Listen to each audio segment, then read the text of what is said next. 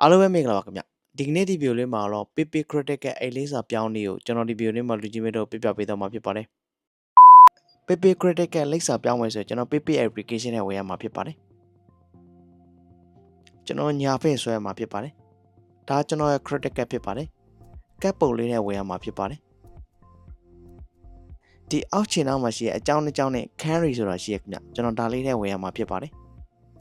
ကျွန်တော်အောင်းသားလေးနည်းနည်းဆွဲချရမှာဖြစ်ပါတယ်ဒီနေရာမှာ OK ဆက်မှာတော့ Joho の過去နဲ့ Hanko ဆိုတာရှိရခင်ဗျကျွန်တော်ဒါလေးနဲ့ဝင်ရမှာဖြစ်ပါတယ်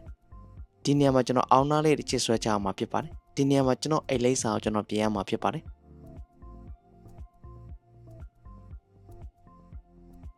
အိတ်လိပ်စာအသေးကိုကျွန်တော်ဒီနေရာမှာရိုက်ထည့်ပေးရမှာဖြစ်ပါတယ်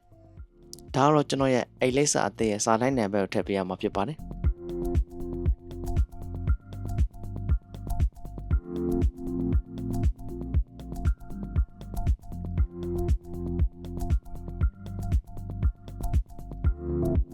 ကျွန်တော်အိတ်လိပ်စာအလုပ်ဖြည့်သွားလို့ရှိရင်ခါကုနဲ့ဂါမဲ့စုစုမှုနေပေးရမှာဖြစ်ပါတယ်ဒါဆိုကျွန်တော်အိတ်လိပ်စာအသေးကိုထည့်လို့ပြရဖြစ်ပါတယ်အားလုံးကျေးဇူးများကြီးတင်ပါတယ်ခင်ဗျ